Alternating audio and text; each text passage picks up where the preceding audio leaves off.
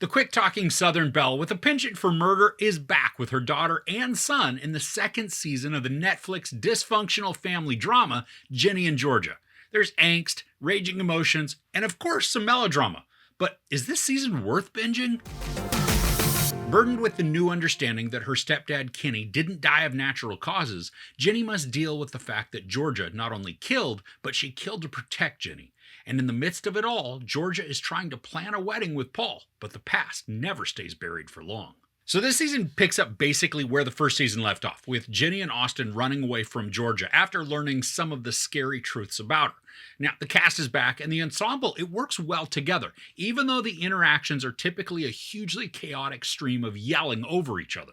Now, I mentioned there's angst in this, and yeah, there's definitely teen angst because half the show revolves around high schoolers. But there's also angst on the part of the adults, as secrets are trying to be maintained and relationships get complicated. For almost the entirety of the first 3 episodes, the tone of the show, it was very angry. Georgia is consistently yelling at Ginny, who is also then yelling back. And Ginny's friend group Mang is all out of sorts, and they're just irritated with each other. And then all of the interactions between the characters, they just seem to be nothing but hostile and mean. Now, luckily, the show does take a turn and find some happiness for the characters by the end of the 3rd episode. And then it spends the rest of the remaining 7 episodes kind of fluctuating through happiness and hurt feelings. Now, it does become a bit formulaic, but the drama works for the show, especially since it's keeping in line with the tone that was established in that first season. Something that I really appreciated in this season is the focus on mental health and destigmatizing therapy and counseling. Now, there's a major thread that delves into the therapeutic aspects and healing that really can come through speaking with somebody, and I think the show addresses and handles the topic with some care and concern. We saw in the first season that Ginny was self-harming, and in this season that gets addressed, leading to some really emotional and great conversations. And at no point did it ever feel like the show was looking down on getting help, but instead just fully embraced the idea through a few characters, which then reinforced how important it is should somebody need to talk. There's an addition of a new cast member, and that complements the flashbacks that we see with Georgia's past, continuing to just give us detailed insight into what led her to where they are in this current season.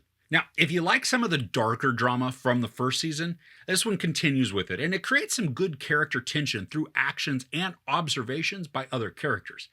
And while I think the lead up to the end of the season is pretty predictable, I was still sucked into it, and I was fully invested in all the outbursts, overacting, tantrums, and the laughs. The next-door neighbor, Ellen, she continues to be one of my favorite characters in the show.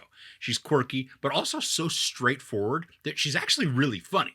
And there are several scenes with her and her kids that are a matter of fact, but also sting a bit of realism. But then they're also mixed with just a little bit of absurdity to make me laugh at all of the interactions. While this is a 10-episode season and each of the episodes is about 45-ish minutes long, I think episode 9 is almost a complete waste of time. We see a bunch of events play out in episode 8, and then when 9 begins, it tells us we're starting the episode from 3 days earlier. Then we proceed to be shown long, repeated segments of what we just watched in 8 that sometimes concluded with a slightly different perspective on the events. Now, I love the alternate viewpoint, and I think that aspect is great for reinforcing and building out the story. But to have such long, repeated segments, it just felt very unnecessary and then time-consuming. They could have tacked these differing viewpoints onto the end of 8 or the beginning of 10, or heck, even split them between the 2 episodes and completely shave down one full episode. I mean, there wasn't much that was new or enlightening, so it just ended up adding more time to the season. Now, I'm still really digging the characters. And yeah, there are a ton of them that are annoying and they get on my nerves, but they've grown on me. And despite any grating personalities, I still enjoy seeing them interact, and I love the goofiness that so many of them add to the narrative. Now, a few of my favorites outside of Ellen, as I had mentioned before, there's Joe and his sarcasm that just tries to make him look more aloof and standoffish than he really could ever be. And then there's also the girls in Meg, Max, Abby, Nora, and Ginny. Now, their dynamic, it's fun and immature, and that's what's endearing about them. They do this very annoying bit called Fake Coffee Shop, and while it's incredibly stupid, it's also pointed and on the nose, which I think makes it pretty humorous. I also really like Nick, the mayor's right-hand man. Now, he's dry and witty, and his banter with Georgia, it always puts a smile on my face. Now, outside of the unnecessary repetition of episode 9, the show has a somewhat uneven pace. There are portions that feel like they're flying by just thanks to the high drama, and then other times, albeit not as much, where the show becomes much slower, especially during flashbacks where we typically see very similar sequences repeatedly. Now, I think this does lean more towards the faster pace than the slower, but just know that some parts that can be much less engaging. So overall, season 2 of Ginny and Georgia stays true to the tone and atmosphere it established in the first season. The drama is amped up thanks to expressive and emotional characters, and the story, while angsty, sometimes repetitive, and fairly predictable, it's also engaging to watch characters create so many problems for themselves, only then to have to figure out how to get themselves out of their own predicament. I especially enjoyed the positive focus on mental health and friendship, creating a supportive and uplifting attitude that encourages anyone struggling to reach out for help. There's sex, no nudity, a ton of profanity, and some violence, including domestic abuse. I give season 2 of Ginny and Georgia 3.5 out of 5 couches. So are you a fan of the show? And do you have a favorite character? I'd love to know who that is in the comments below.